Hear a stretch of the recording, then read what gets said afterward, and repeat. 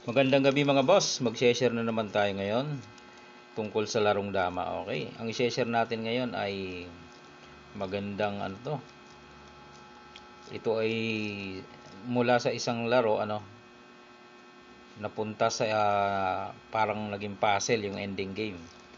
Okay, panoorin natin Ang opening dito ay 115, ang puti, 240 naman ang itim. Ganyan yung kanilang naging labanan mga bossing. Yan. Panoorin lang natin.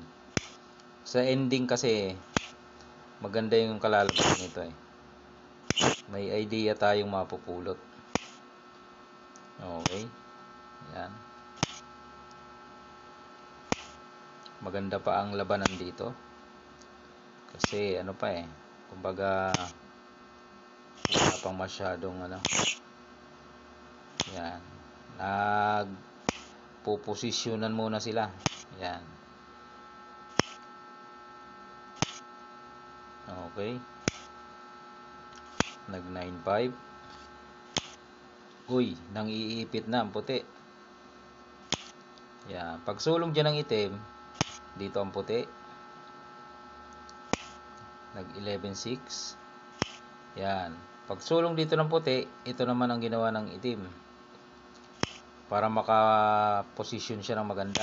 Pakain doon, pakain ulit, bawi lang Pero maganda ang posisyon. Kasi meron siya ditong parang bahay-bahay, di ba? Oh. Tira naman ngayon ng puti. Pinakain na mga boss. Siyempre pag dito siya kumain, madadalwahan siya. Kaya dito siya kakain. Yan. Binawi naman agad ng puti. Nagpakain para kain dalawa. Ayan na, malapit na tayo. Hinarangan para hindi makalusot. Dito lang. Abante. Dito lang. Yun. Pag siguro hindi na sinalo, pinabayaan ng kainin kasi ang purpose ay magpapadama na. Yan. Tira ang itim, abante lang. Dumama ngayon ang puti mga bossing. So dito na. Ang ginawa dito ng itim, binigay na, pinabayaan na. Okay. Saka ngayon siniguro naman ng itim. Umilag ngayon ang puti. Sacrifice uli. Tapos, ayan, nakalusot ang itim. Dadama na. Tumira ang puti. Tumira ang itim. Hinarangan niya. Siniguro. Yan. Siyempre, hindi siya pwedeng dumama sa dulo kasi dadalhin lang sa dulo yung puti ng dama. Dito siya dumama sa G's. Yan. Tapos, dito na. Ito yung naging parang puzzle ng mga bossing. Tira dito ang puti. Talo itong itim, di na makakatabla. Okay, dito lang tumira ang puti May idea dito eh. Yan, may magandang idea. Siyempre, ang itim, saan siya titira? Pag tumira siya ng mga piyon, papakain to. Di ba? Captured naman. Pag dito siya tumira, or dito, papakain. Kaya ang mangyayari, alisin niya talaga yung dama niya. Saan niya lalagay? Dito lang, siyempre. Wala namang iba. Saka yun lang available na tira niya. Dito naman ang puti. Yan, pinabayaan niya yan. Kainin. Tapos, binigay niya ito doon. Kain. Yan. Yan, sa tingin nyo mga bossing, tatabla kaya ang itim? Siyempre, tira dyan ng itim, Titira yan dyan. Susulong. Ngayon, yan, tigdalwa na lang sila.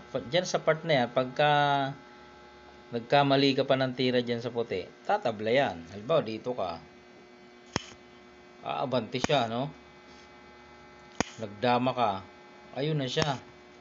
Hindi mo na siya abutan, mga bossing. Kahit pa yan ibigay mo, hanggang doon na lang. Yun yung sinasabi natin. Apat na piraso na lang yan, pero pag magkamali ka ng sulong, tabla. Sa ganyan palang posisyon, may panalo pa pala ang puti. Tingnan nyo ha. Pag tira dyan ng itim, ganito lang ang ginawa mga boss.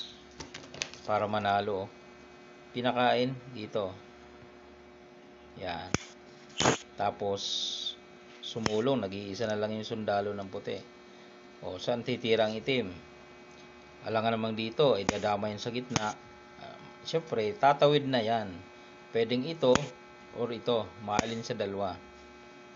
Halimbawa, itong inuna niya. Ang gagawin ng puti, dadama dun. Okay? Pag pinabayaan yan, binigay, kakainin lang yan dito. Para pagbaba, ayun maabutan talaga. Okay? Pag umilag naman, dito naman siya. Walang ibang tira ang itim dito. Dito lang kain mo, huwag mong sasagad sa dulo. Para kung bumaba dyan, harang, di ba? Huli.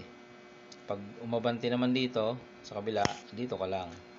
Para pagbaba, lock. Ayun, yun yung nagmistulang puzzle sa ending game. Balik natin. Baka sabihin may tira pa. Dito sa nagpakain. Dito. Kanina, ito, ito naman, inuna. Dito ka pa rin, dadama.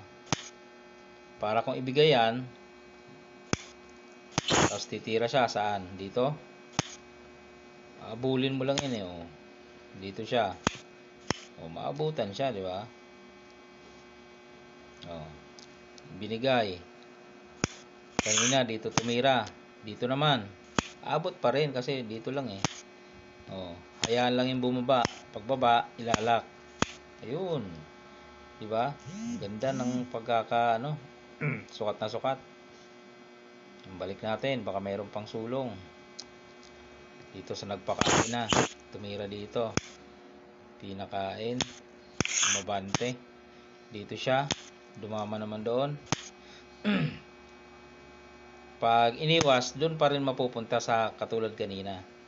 Dito lang. Yan. Yun ang ending yan. Pag dito siya, bantay. Pag dito siya, dito ka lang. Pagbaba, lock. Yun, yung magandang idea, mga bossing. Sana nakakuha kayo ng magandang idea. Ibig sabihin, sa ganyang tig 2 piraso na lang at nagkamali ka pa ng pag-compute, ay tabla. Okay? Kasi kung naglalaro ka ng mga tournament, chance mo na yan para manalo, Sa iba kasi lalo't beginners, idadama niya na, magtabla-tabla na lang. Ganun ang katwiran, Pero sa may malalim na pag-compute, pagkalkula, 'di ba? Maiisipan nila yan, may panalo pa pala. Yun nga, sacrifice move. Yun yung sinasabi nating pwede nating makuhang idea. Yun lamang mga bossing, sana may napulot kayo kahit papaano.